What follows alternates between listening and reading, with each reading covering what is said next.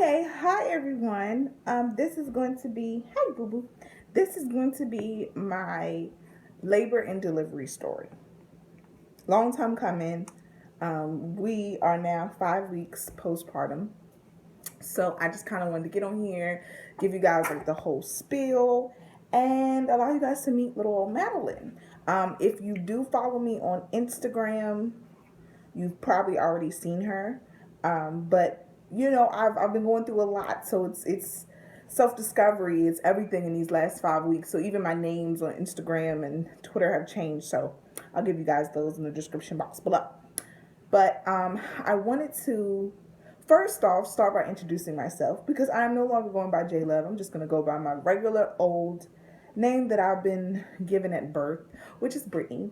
I feel like it just describes me best. And going through self discovery and wanting to change my name was really just about a lot of past stuff.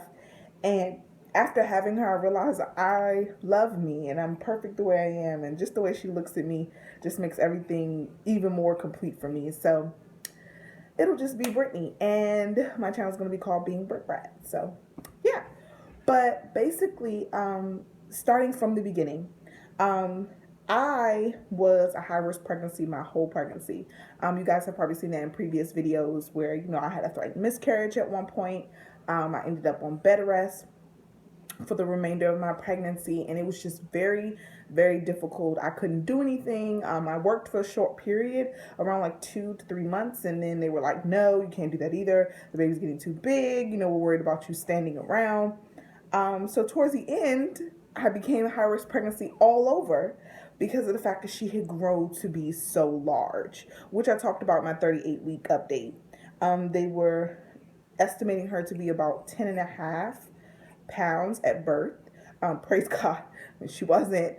She was only 9.3 pounds, which, I was happy either way. I knew my baby was healthy. I knew I was healthy. So that was just my biggest, hoorah. Like, I'm healthy, she's healthy. We're just a little thicker, and that's okay.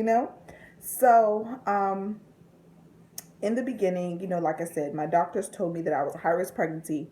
I had 3 large anterior fibroids, and for those of you who don't know what large anterior fibroids are, it's just a mass in your actual uterus that, for me, they were in my uterus, and that they, take blood.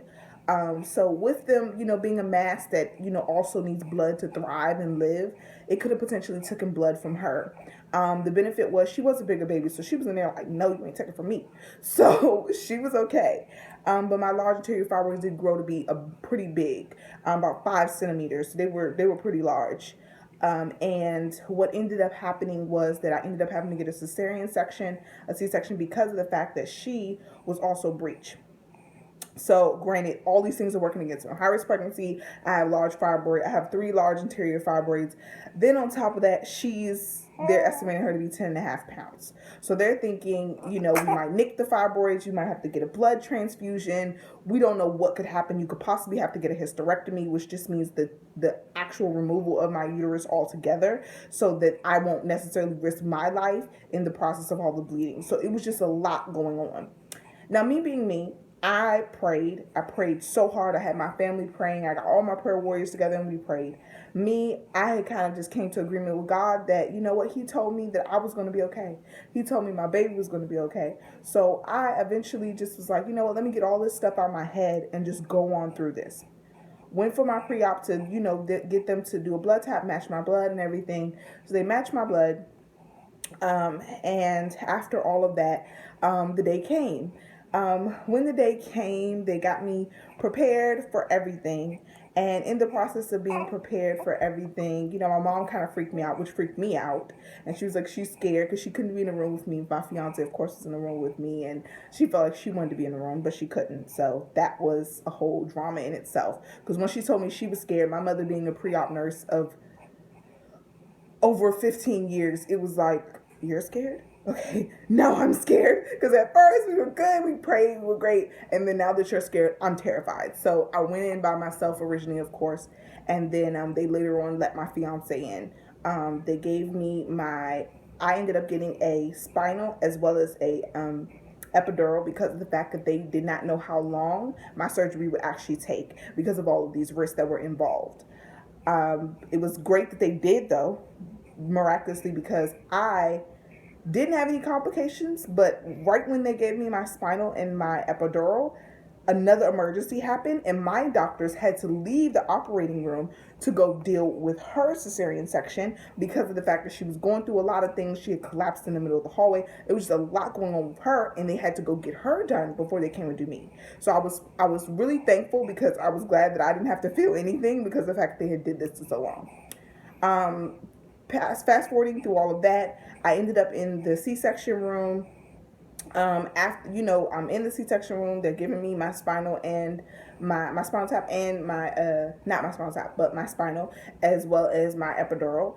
And once all of that had happened, it felt really, really weird. For those of you who don't know what a spinal or any of that feels like, it really feels like somebody's trying to wrap like a little tube around your spinal cord, and I was not okay with that. It's very uncomfortable. My doctors had to kind of sit with me and kind of like help me to not tense up, because it's like, how do you not tense up when something's going into your spine? Like, it was so strange, and I'm not the best for pain anyway, which my doctors knew, so they were right there. Praise God for them. But then, as things, kind of carried along, what also ended up happening was, I just laid on the table. I couldn't feel anything, you guys. When I mean I couldn't feel anything, that spinal was so strong. Everything was so strong. I couldn't feel nothing from the neck down. Like, I couldn't feel my chest. I had to keep checking my oxygen on a monitor to make sure I was breathing okay, because I could not feel, and I couldn't even feel my breasts, y'all. I couldn't feel nothing. It was crazy. So eventually, I feel them tugging and pulling. I feel them tugging and pulling.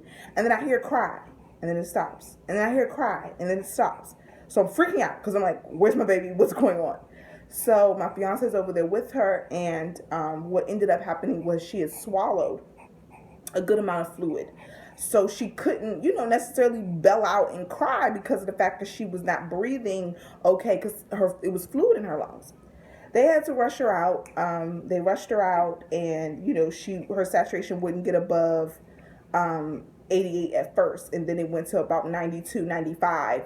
But she wouldn't quite make it to 100. So I was sitting in a room all day without my baby, and around 7:30, 8 o'clock, they brought her in, because, mind you, I was midday for my actual procedure. So they had brought her so midday, about my cesarean section was about 9:30. She was born at 1:45.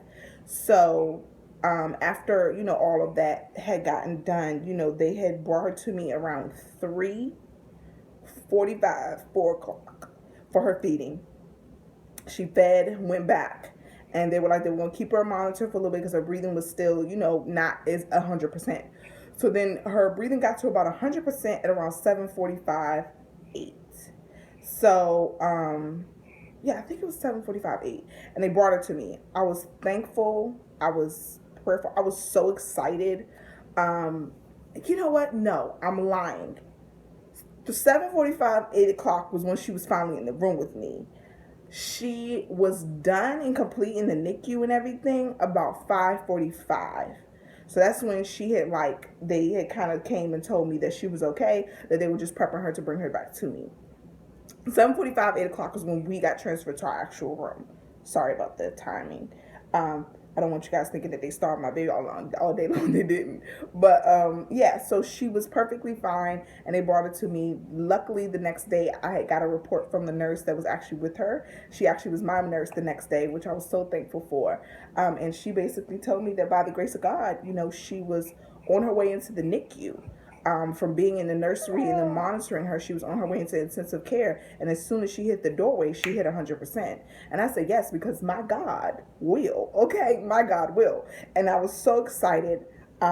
She is, like I said, she's really healthy. She was 9.3 pounds when she was born. By the time she was 2 weeks, she was 9.5. I have been exclusively breastfeeding. We tried the supplement in the beginning, just because they felt like she was a little big of a baby. So they, at first we're trying to see, maybe if supplementing would be better for her. I didn't want to, though, so I exclusively breastfed. And also, I want to let anyone know that is having a bigger baby. that sometimes in the hospital they will, for the first 24 hours, test your baby for diabetes just to make sure nothing got missed. I was quite upset about this in the beginning, so I just wanted to let you guys know, like, it's okay. You know, it does happen. They're just trying to make sure that they make all the precautionary measures for the baby and for you, so that nothing gets missed. But I was kind of upset about that because I'm like, look, I know I don't have diabetes. I know she doesn't have diabetes. Why y'all keep pricking my baby foot? You know, but needless to say, everything else was okay. We came out great. I came out great.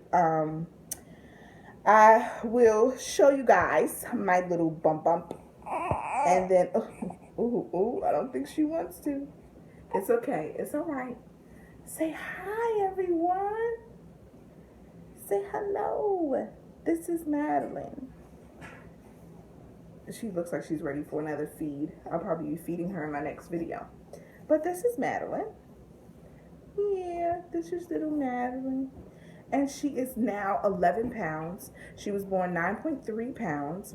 And she was born 9.3 pounds and 19 inches long. Now she is 11 pounds at 5 weeks and 22.5 inches long. So this is a big baby. But as you guys can see, my little chocolate drop is healthy. I'm great. And just want to give you guys an update. So see you guys in the next video. Bye. Say bye-bye.